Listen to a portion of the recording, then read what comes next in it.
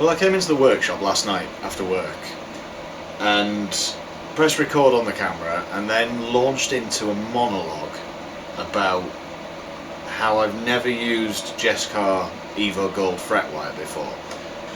And then when I stood up and went to check the camera, it turns out my memory card had filled up and all of that was just hot air.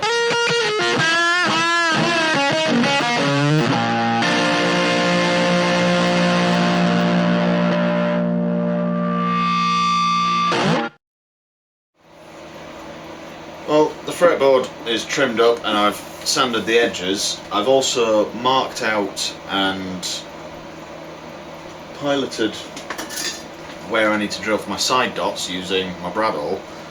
I got a bit ahead of myself, as usual.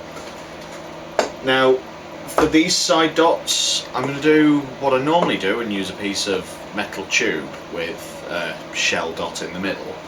But I'm also going to do something a little bit different. Because I've got the black, white, black veneers under the fretboard, I want to kind of make a feature of that and tie the side dots in. So I'm going to use a 4mm drill bit. I'm going to pre-drill a hole into the veneers using the white as the centre of the hole. And then I'm going to drill a 3mm hole beyond that. I'm going to use black super glue to attach in the brass tube, which should leave me a nice black ring around each one of the side dots and tie into the black veneers quite nicely. I've done a couple of tests and it seems to work.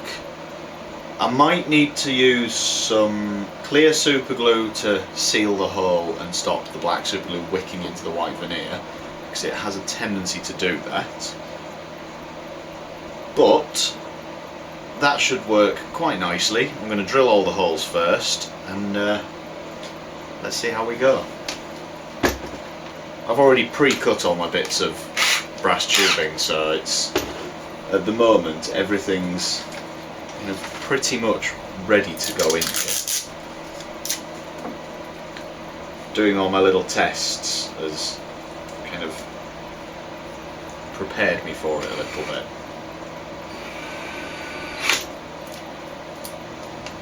I don't need to go as deep as the masking tape on this drill bit. This is just to remind me not to drill all the way in.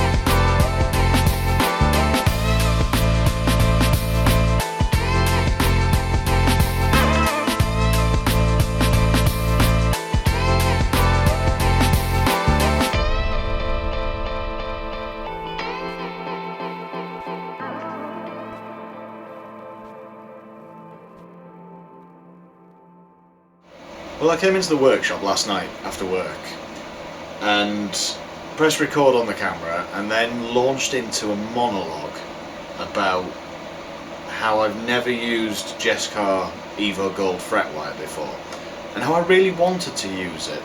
And I went into loads of detail, waxed lyrical about how it's somewhere between nickel, silver and stainless steel for hardness and all kinds of things like that. And it was a really good monologue, but then I kind of carried on working and I trimmed all the frets to length and talked about how I had 6 feet of fret wire, and that's just about enough to do a 24 fret bass. And then when I stood up and went to check the camera, it turns out my memory card had filled up and all of that was just hot air. None of it was any use because none of it had recorded. So I've now got a fretboard that's been sanded up to 600 and then rubbed down with wire wool. I've got 24 frets that are cut to length. And if you've got 6 feet, other than the small little offcuts, because it always comes in strips rather than a roll, which I like it in a roll, but I'd have to order more for that. So if I like this, I'll probably order a roll of it. That's about all you get left for 24 fret bass. But it does the job. So now I need to actually trim the tangs for this fretboard because I've got binding on here. I need a little bit of overhang after it's in the slot. So I've actually borrowed today a set of StewMax fret nippers, the tang nipper tool thing.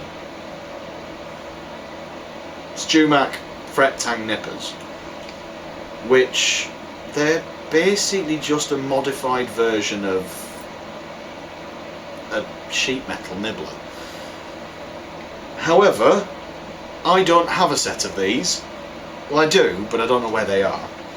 And obviously not knowing where something is isn't particularly helpful when you need to use it. So I'm going to be using these. I'm going to tighten this up first though, because that plate needs to stay exactly where it is. And I'm going to trim the tang on these frets. At some point I will be getting a set of the kind of just unmodified sheet metal nibblers, and I'll do a video on how to actually modify them and make them work for fret tang nippers. But at the moment I just need to get these done. So it's pretty much just a case of popping them in against the cutter and trimming it off. Once that's done, obviously you do still have to file it. It's not a one-step job. But it does save a lot of time and hassle, which up until recently I've been having to do with end cutters and files. And it's I talked about how cutting hard frets kind of brings back my carpal tunnel syndrome, which this wrist doesn't thank me for it. I can safely say this stuff is quite hard, my wrist is still quite sore. So I don't want to be using these any more than I have to. But I'm going to work my way through these. I'm going to trim off the tang so that they'll fit. So obviously I've just done the first fret. And because the radius of this fret wire is the exact same radius as my fretboard, I don't need to trim it very much inside the extent of the slot, because it's not going to expand much when I press it in. But I will leave a millimetre or so either side at most, just for expansion room if it's necessary. So I'm going to get on with that now.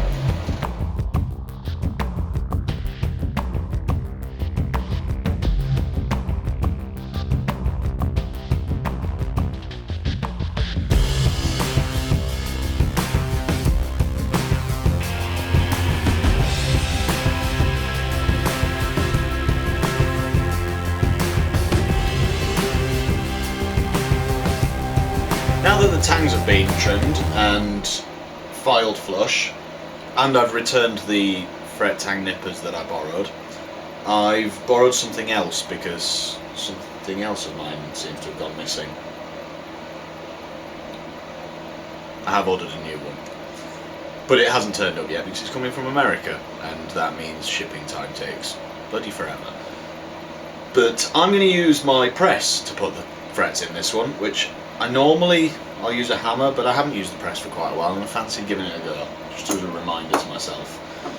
So I'm going to put this into the press here. At the moment, the grub screw that I've got that should hold it in place seems to have gone walkabouts, and I can't find a replacement, so I'm just going to do it manually, which is going to be a little bit fiddly, but it's not the end of the world. So all of my fret slots are cleaned out. They've all been slightly beveled on the top with a triangular file, so the frets should just seat quite nicely. So if I line up the first fret, all I'll need to do is gently tap it in at one end, and then I can line up this press in the arbor press and press it in place. This has got 2 tons of pressure, so it's more than enough to squash that into the wood. However, what I'm going to do before I press it in is I'm going to use some medium super glue and a little wick tip, and I'm just going to put a tiny bit of super glue into the slots. You don't need to use super glue. Fairly often I'll just use tight bond and it just fills up the space. But because I've got this option and I've been kind of asking a few questions from one of my friends that installs frets in high-end guitars for a living, I thought I'd try it the way that he does it and see how it comes out. It may not be something that I do long term, but for now I'm going to give it a go. So we've got the first fret. Very carefully put some glue in the slot.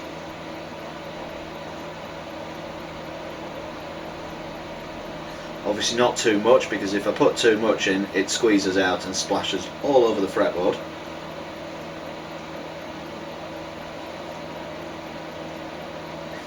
And I don't really want that.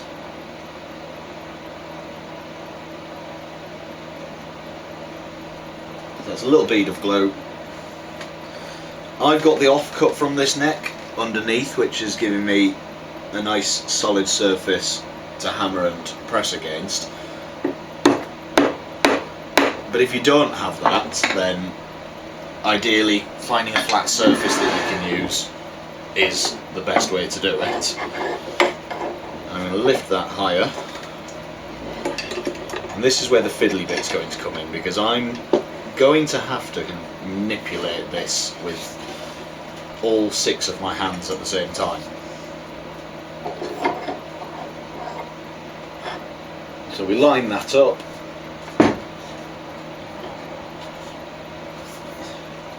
I must tighten this because that'll just help hold things in place.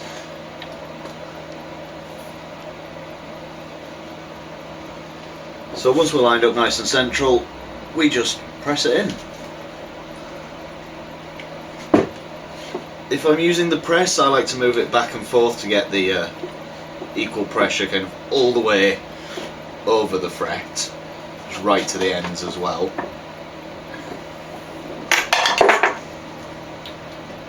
That's where I could have used my extra hands. And that is perfectly seated. So all I need to do is that another 23 times.